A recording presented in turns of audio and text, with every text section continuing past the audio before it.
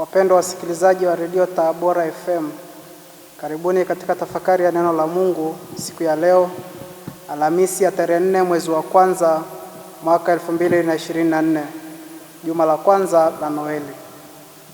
Masomo yetu ya leo, somo la kwanza linatoka katika kitabu cha kwanza cha Yohane sura ya 3 aya ya 7 hadi ya 10, na somo la Injili linatoka katika Injili ya Yohane sura ya kwanza aya 35 hadi 42.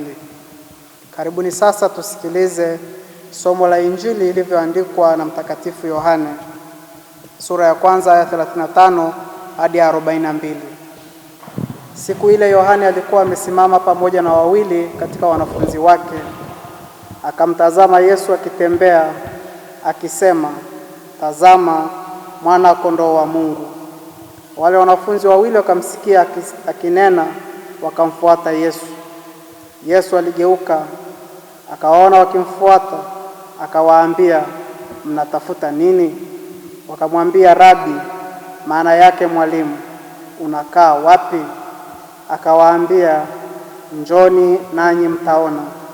Wakaenda, wakaona akaapo, wakakaa kwa siku ile.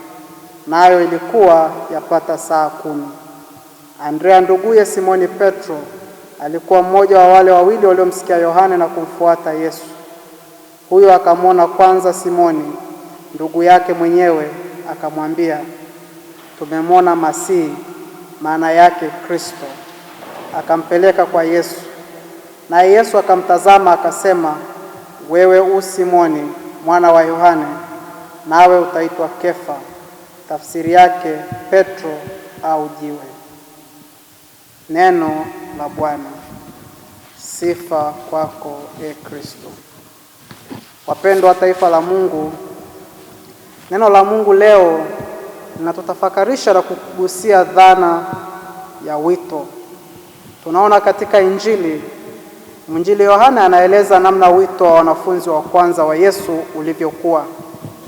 Kama ilivyo miito yetu, tumeona wito wa wanafunzi wake akiwaambia, "Tazama, mwana kondoo wa Mungu." Ushuhuda huo kwao ulikuwa ni mwaliko wa kumfuata Yesu, nao wakamfuata. Ikafuata hatua ya mahojiano kati yao na Yesu. Yesu akawauliza, "Mnatafuta nini?" Na wao wakajibu, "Mwalimu, unakaa wapi?" Swali hili linaonyesha shauku yao ya kumfahamu vizuri Yesu. Naye anawaambia, "Njoni nanyi mtaona." Wakakaa naye mpaka muda wa saa 10, namba ambayo tunaweza kuitafsiri kama muda wa mang'amuzi. Kwa kutafakari mahojiano haya na hatua hizi, tunaweza kuona swala la mang'amuzi ya wito. Tunaona pia hatua nyingine baada ya wanafunzi hawa kukaa na kumtambua Kristo, nao wanamshuhudia kwa wengine, na ndipo wanamleta Simoni kwa Yesu. Ndugu zangu wapendwa, tunapotafakari swala la miito yetu, tunajifunza kuwa wito ni ufuasi na ushuhuda. Kila mmoja wetu ameitwa na Mungu kadiri ya wito aliojaliwa. Miito yetu inajikita hasa katika ufuasi na ushuhuda, kwamba kwa kuitwa kwako katika namna ya maisha fulani kunahusu kukaa na Kristo, lakini pia kumdhihirisha kwa wengine ili nao wamfuate. Tunajua kwamba wito mkuu ni kuwa watakatifu, lakini kila mmoja wetu ameitwa na Mungu kwa miito mbalimbali. Wengine wameitwa kwa mapadre, wengine wameitwa maisha ya ndoa, utawa, maisha ya upeke, kila mmoja ili aweze kujitolea kwa ajili ya kumtumikia Mungu na watu, na wito wa kazi ambao kila mmoja wetu amejaliwa kwa namna yake. Miito yetu hii inatusaidia kufikia ule wito mkuu wa utakatifu, kama Yesu mwenyewe anavyotuambia, "Iweni watakatifu kama Baba yenu wa mbinguni alivyo mtakatifu." Tafakari tunayopewa ndugu zangu na Injili ya leo kuhusu wito na hatua mbalimbali zilizomo zinatuonyesha pia umuhimu wa malezi ya kimwili na kiroho. Tunajua kwamba ili mtoto katika familia awe na afya bora kimwili na kiakili, anapaswa kulelewa kulingana na kanuni bora za kimalezi. Na kwa kulijua hilo, miito yetu pia hutegemea hatua bora za malezi katika ukuaji wetu mpaka pale tutakapofikia miito hiyo, kama ilivyokuwa kwa wanafunzi ambao Yohane Mbatizaji alimdhihirishia Yesu kwao. Ili kumpata padre bora, mwanandoa bora, mtawa bora na kadhalika, malezi katika familia na mazingira mengine ni ya muhimu sana. Na pia malezi yote hayo ni hatua katika kumfanya muhusika amtambue Yesu na kumfuata kwa kuufikia wito wake na kuishi kikamilifu. Ndugu zangu, tukitafakari kwa undani na kujithamini, tunaweza kuona, je, ni kweli kwa maisha yetu kulingana na mito tuliyojaliwa na Mungu tunajikita katika nyanja hizo mbili ambazo tumeziona katika Injili ya leo, yaani ufuasi na ushuhuda? Tunamshuhudia Kristo katika mazingira tunapoishi au tunapofanyia kazi? Tunajua wazi kwamba matendo husema zaidi kuliko maneno, na hapo tujitathmini pia kama matendo yetu yanawavutia wengine kwa Yesu au tumekuwa vikwazo hata kwa wale ambao wamemtambua Kristo na wanataka kumfuata. Tunapaswa kila mmoja wetu kujua pia ni kwa kiasi gani anajibidiisha kumfuasa Yesu na pia kumdhihirisha kwa wasiomtambua bado, au kuwaimarisha hata wale ambao wanamtambua lakini bado wanalegalega katika miito yao.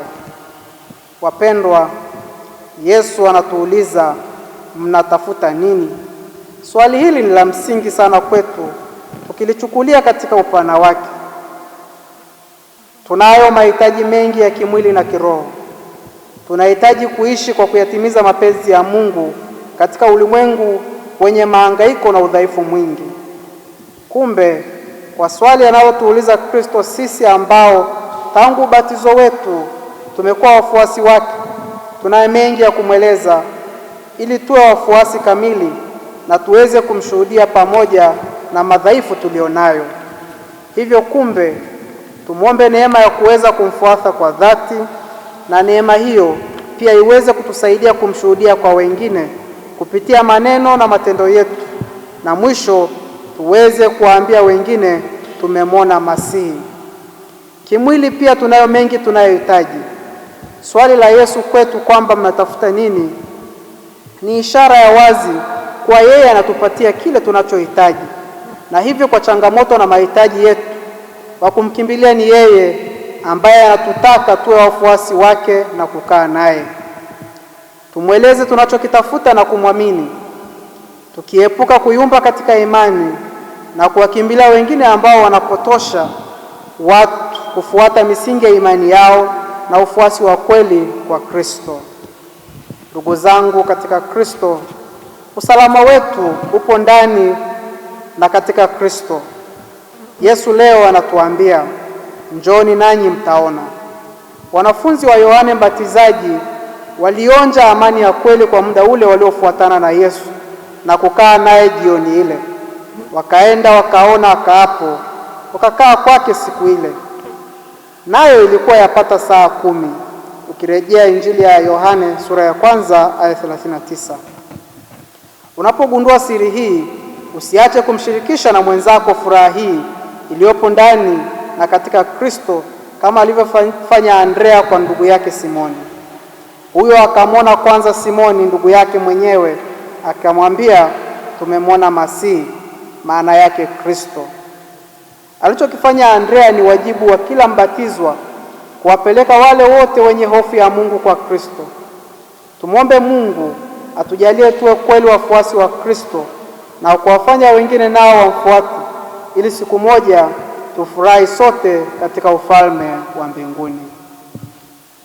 Tafakari hii imeletwa kwenu na mimi Frateri Reinfried Nicodemus Bura kutoka Jimbo Katoliki la Mbulu, nayesoma masomo ya teolojia mwaka wa 4 katika seminari kuu ya Mtakatifu Paulo Kipalapala. Tumsifu Yesu Kristo.